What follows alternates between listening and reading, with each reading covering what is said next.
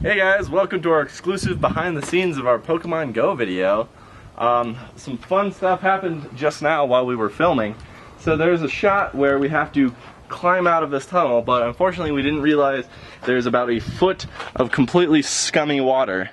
So in order to get the shot, we decided that I'd have to do the splits. Not the most athletic, but I managed to do it. But something about me did not manage to do it, and that is my pants. All just because I ripped my pants. When Big Larry came round just to put him down, SpongeBob turned into a clown. And no girl ever wants to dance with a fool who went and ripped his pants. I know I shouldn't mope around, I shouldn't curse, but the pain feels so much worse. 'Cause winding up with no one is a lot less fun than a burn from the sun or selling your bones. So, rip this pair of pants. Currently standing in public with my underwear on display to pretty much everybody. Yeah, so this is the suffering we do for Pokemon Go. Also, legitimately are playing Pokemon Go. Go Team Valor, except for Tyler right now, who is a big fat loser. Download the game, you loser! Hello, and thank you so much for not only clicking on this video, but for also watching our Pokemon Go Gone Wrong video. My name is Tim, I'm sitting under my bed, and I'm here, bunk beds, we're twins, Ty and I were twins, we got bunk beds. I'm sitting under his bed, on my bed, to show you some of the behind the scenes VFX shot that went into our Pokemon Go video. So, for this scene, how I got the Charmander was I found a video on YouTube titled Pokedex 3D Charmander. Downloaded that, and then I freeze framed it and cut out the background of a Charmander using the Roto Brush tool, which I should have used the masking pen tool, but I didn't want to freeze frame it at first, and because I ended up doing that, I just kept the Roto Brush one frame. So I Roto Brushed it, got rid of the background, and I have the freeze frame. So the Charmander's not moving anymore. To get the Charmander to move, I used the puppet tool, which you can put these little pinpricks in, and then as it moves on, you can animate it. So that's how it's moving, is all through these little pinholes. Because it's a freeze frame, the fire on his tail isn't moving, and that wouldn't look good at all. I used a pre-keyed video from a fire pack from Film Riot. It's a pretty cool pack. I love those guys, and so you should definitely check out their trailer because I think it's funny. And you guys could use it. I think it would look cool. It is worth some money, so look out for a sale. That's what I did. Black Friday is the best time to buy. Hiya, friend! What are you doing? Gardening? No! I'm setting on fire! Oh my! So, I just dropped in their torch plugin, dropped it in here, and then animated the position to the tail. And so that we've got the fire, and it's moving to the tail, and I think that looks pretty good. And it looks like Charmander's actually staying in the scene. Moving on to our next one is the last scene of our short. It's when Charmander caught our house on fire and it's burning it down. So for all the flames, I used it from also the Film Riot Fire Pack, Fire Bundle. Trying Digital's fire asset, of course! Did you say asses? No. Assets. And I just set them about the house on bushes to make it look like good fire. But, you know, just having bushes on fire isn't an actual house fire. So I took their window fire and put it in our window here to make it look like the house is burning also from the inside. And to do this, I added this black solid here because without it, it doesn't look like the window's broken. It looks like there's just fire on top of it, and it looks kind of bad in my opinion. So I added a black fire to make it look like the window had blown out, and then it makes it look more realistic that the fire is coming out of it. I also added in some orange solids and lowered the opacity and flickered it about, so it looked like there's a fire that's actually like causing a light and flickering about the house.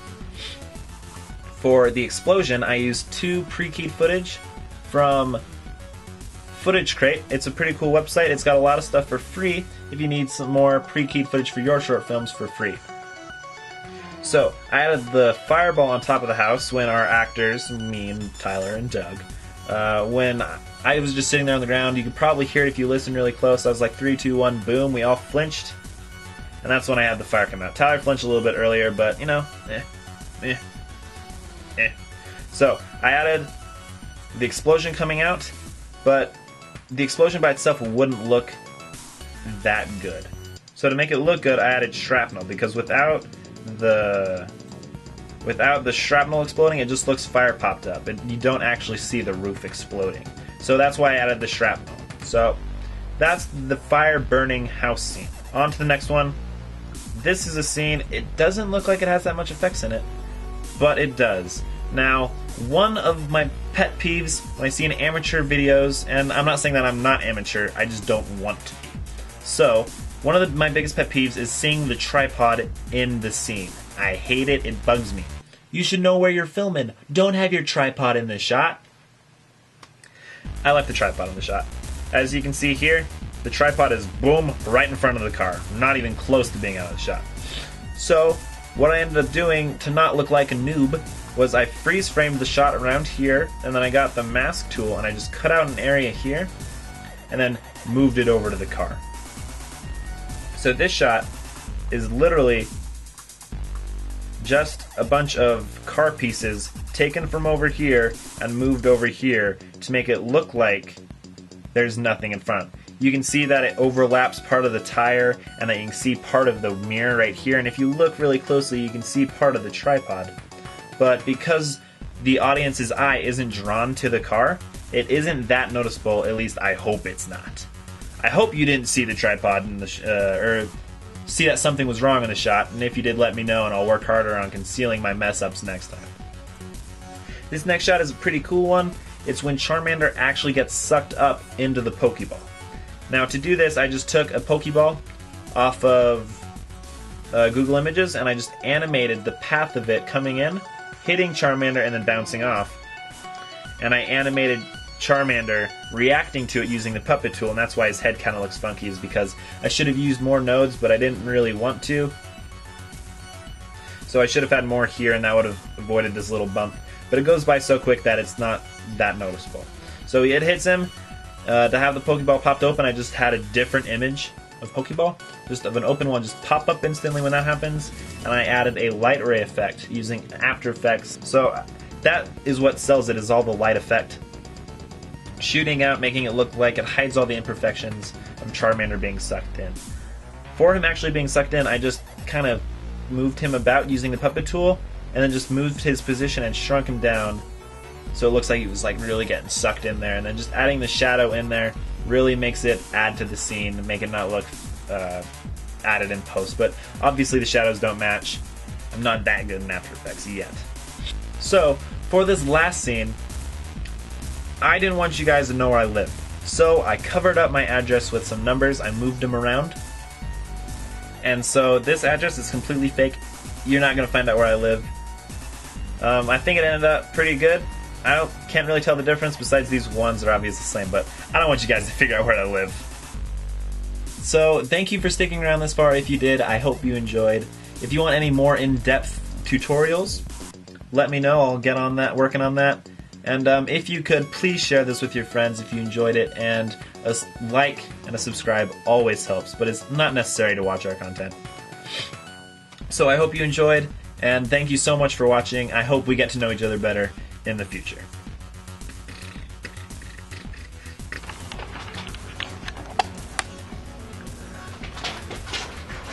So here we are on the set of Pokemon Go, and Doug and I have decided we hate him. We absolutely despise him. We tell him to do things. He's got a snide comeback. He's like, you know, if he were here right now, we wouldn't be saying these things, but I know, you know, like, he's just like a total piece of shit. Like, honestly, he's never down to do anything cool. he won't download the app. I mean, like, I just don't understand what his problem is. It's like, and he takes his jokes too far. Like, sometimes they're funny, but it's just like, it's like, does not yo, like Tyler, that. can you please move the tripod? It's in the shot. And he's like, you move the tripod. It's like, yeah, so he's like retardedly lazy for an engineering degree major. like I just wish that he would like grow up one day. Yeah.